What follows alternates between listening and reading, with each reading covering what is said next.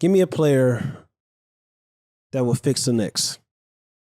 Give you a player that would fix the Knicks. All right, so immediately Yeah. I'm thinking defense. Okay. A two-way. All right, so I mean, okay. That's a tough. First person that came to my mind was Paul George, but then I don't want to just say a very, a top 10, 15, 20 player or whatever. Yeah, no, okay. Because Yeah. I mean, that's just, makes it easy. I could just say LeBron, but all right, so realistically, I do like Paul George. Realistically fix the Knicks. How about that? Yeah. That's a better All right. question. All right, so I mean, Paul George on the Knicks would be nice. Someone mentioned to me Brandon Ingram, but I would. Go. You like Brandon Ingram? Yeah. I mean, I like on the Knicks. I mean, Yeah. But I don't know. I would want like a two-way player. Honestly, regardless of position too.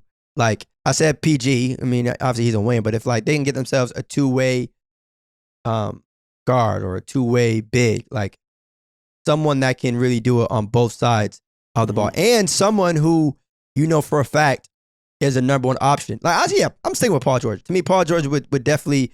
I mean, because he gives them that guy who can put the ball in the hoop. He gives you the idea of playing being a top tier defender. He gives you versatility in terms of again being able to do in a way most things on a basketball court. And I mean for a fact that Paul George is and can be a number one option, especially as he's proven come playoff time. So the only problem I said realistically. I mean Paul George. Okay. All right. Bro. Okay. How would you fix the Knicks realistically? All right. So how do you this is a game. Do you have a player in mind? Do you have a player in mind? This is a game. How would you fix the Knicks realistically? Okay. This is a game. All right. So how would you fix the Knicks realistically, or what player would you add? Because those can kind of be either or. All right. No, either or. Like how would you fix the Knicks? Like would you? Like I said, I would start. I said Obi needs to start. I would start Kemba Walker, and then for a player. What player would you like to see possibly be traded to the Knicks, or who they can go after maybe in the future? Yeah. All right. So first thing I would do is like acknowledge what it is that you're really trying to do right now. And even though sometimes I answer you would think is obvious, well, we're trying to win a championship. Let's be real. You and I both know not all 30 NBA teams are trying to win a championship right now. That's just a fact. Some guys are trying to build for the future. Some guys are just trying to make it to the playoffs. Some GMs are trying to make sure they re-sign certain players this season and whatnot. So what is your overall goal this season? Is it to make it to the Eastern Conference Finals, to get home court advantage, whatever it is, and then go from there? But I think, though, I know they don't want to trade their young pieces and again, build for the future. But as long as there's some sort of growth, especially from last year, like if you really want to go out there and prove to people that last year wasn't luck, that it wasn't just, it just happened. Obviously, you got to win some ball games, but at the same time, you might have to make some moves. I wouldn't trade Kemba. Obviously, I wouldn't trade RJ or Julius. And then, but from there, it's like, put like this. In order to really make like significant moves within the Eastern Conference, you're going to probably have to give up some pieces. And I know Knicks fans tend to fall in love with their players, which is a good thing. I get it. Not mad at it at all. But sad reality is this is a business. And I don't like the fact that guys might have to get traded, but if you're trying to win chips, emotions get put to the left. Like, I'm just saying. Side. I'm just saying. Like he said, like, get put to the left, like Beyonce. Like, I'm just saying. Like players know that it sucks. It's unfortunate. I don't say that with a smile on my face, but hey, man, it ain't always gonna be pretty when you're in the league. Norris Cole talked about it. Like making a league is dope, it's fun, but like staying in it, that's the part where it's like, yo, and it's not just staying in the league, but staying on a certain team, right? It's like, yo, it ain't always gonna be sweet. Like if you're not producing or teams ain't winning games, it might get clipped.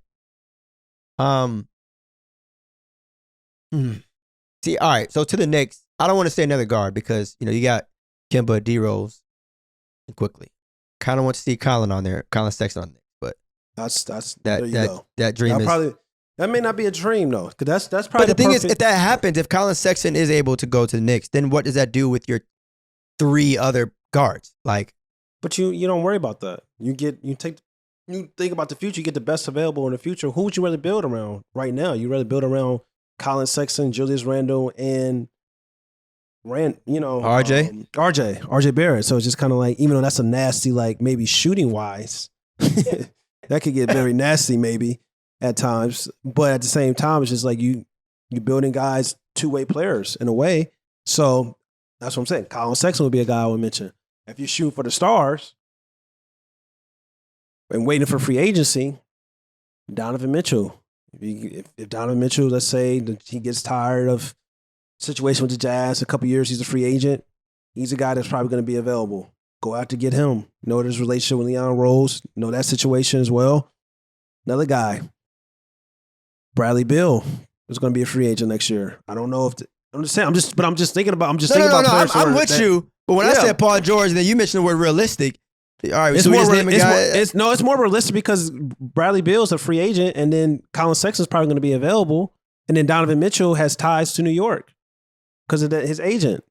So it's those three are those not more probably not Bradley Beal, but like Colin Sexton and Donovan Mitchell in the future is realistic. Look, if you want to get Knicks fans excited and hopeful, by all means, run because we done like. I'm not even a Knicks fan, but I just know the pain of the anticipation and just being let down. Because as a Kobe fan, I still think about, what would happen if Kobe and Chris Paul were teammates. But it is what it is on that.